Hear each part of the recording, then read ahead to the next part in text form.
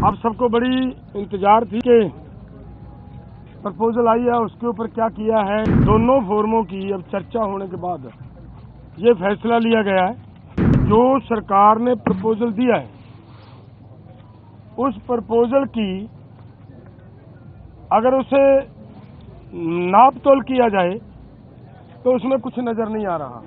2-3 फसलों का बिकने की व्यवस्था बनाए और बाकी किसानों को ऐसे छोड़ दिया जाए, ये हमें उचित नहीं लग रहा। देश का किसान इसी तरह लूटता जा रहे तो वो हमें स्वीकार नहीं है। अब सबको बड़ी इंतजार थी कि प्रपोजल आई है उसके ऊपर क्या किया है, क्या उसके बारे में कुछ तरह के विचार चल रहे थे। कोई कुछ बोल रहा था, कोई कुछ बोल रहा था, लेकिन ये दोनों फोरमों की अब चर्चा होने के बाद ये फैसला लिया गया है कि जो सरकार ने प्रपोजल दिया है उस प्रपोजल की अगर उसे नाप तोल किया जाए तो उसमें कुछ नजर नहीं आ रहा। अगर इसको ध्यान से देखेंगे तो माननीय मंत्री जी कल ये बता रहे थे कि सरकार अगर एमएसपी की गारंटी दालों के ऊपर देती है तो हमारा 1.5 लाख करोड़ रुपया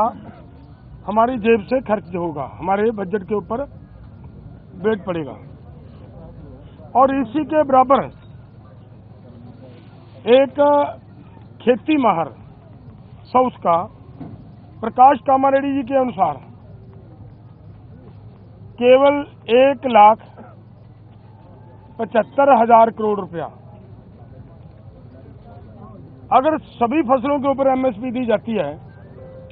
तो 1,75,000 करोड़ रुपए के अंदर वो काम चल सकता है। तो फिर अगर सरकार इतने पैसा लगा भी रही है तो ये 2-3 फसलों का बिकने की व्यवस्था बनाए और बाकी किसानों को ऐसे छोड़ दिया जाए, ये हमें उचित नहीं लग रहा।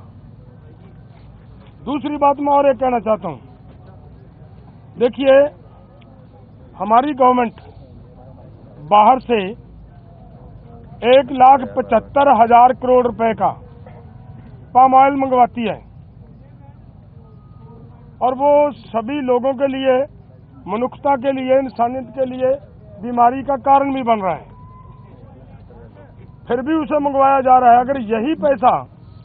1,75,00,000 रुपया देश के किसानों को तेल बीज फसलें उगाने के लिए और उनके ऊपर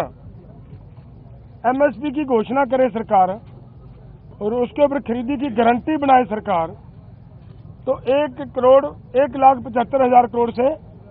उधर के पैसे इधर आ सकते हैं। तो मुझे कहीं पे भी ये नजर नहीं आ रहा कि सरकार के ऊपर कहीं से किसी तरह का बोझ पड़ रहा हो। अगली बात मैं ये कहना चाहता हूं कि जो मैंने कहा कि इसे अगर ध्यान से देखेंगे, स्टडी करेंगे तो इसमें कुछ नजर नहीं आ रहा। उन्होंने ये कहा कि उन लोगों को, उन किसानों को हम दालों के ऊपर और क्रॉप्स के ऊपर जो हमने 6 क्रॉप्स लिए हैं, 5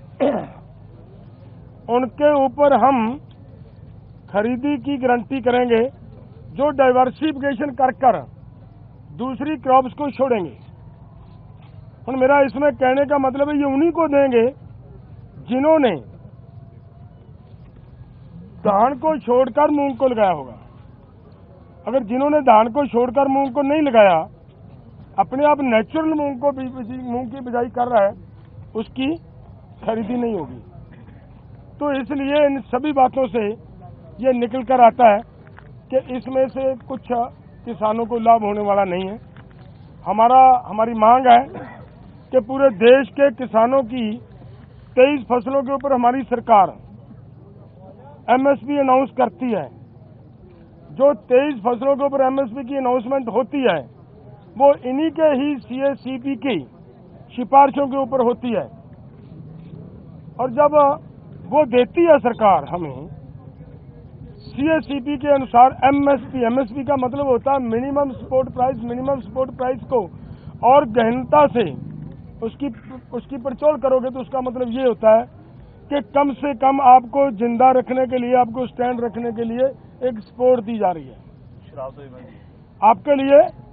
कोई भी उसमें इनकम देने वाली चीज कोई नहीं है उसमें, और वो भी देते हैं जब, और उसके ऊपर भी सारी फसलों की अगर हम ये मांगते हैं कि जितनी आप कम से कम भी दे रहे हो भाई, उतनी तो बिक जाए हमारी, उस रेट पे तो बिक जाए, और उसके लिए भी वो गारंटी का कानून ना दें, तो इसका मतलब देश का किसान इसी तरह लूटता जा रहे, तो वो हमें स्वीकार नहीं है। इसलिए इन सभी तथ्यों के हिसाब से हम दोनों फोरमों ने आज बैठकर चर्चा करने के बाद ये फैसला लिया है कि ये जो प्रपोजल आई है, ये प्रपोजल किसानों के पक्ष की नहीं है, किसानों के हित की नहीं है, और इसके अनुसार हम इस प्रपोजल को रद्द करते हैं।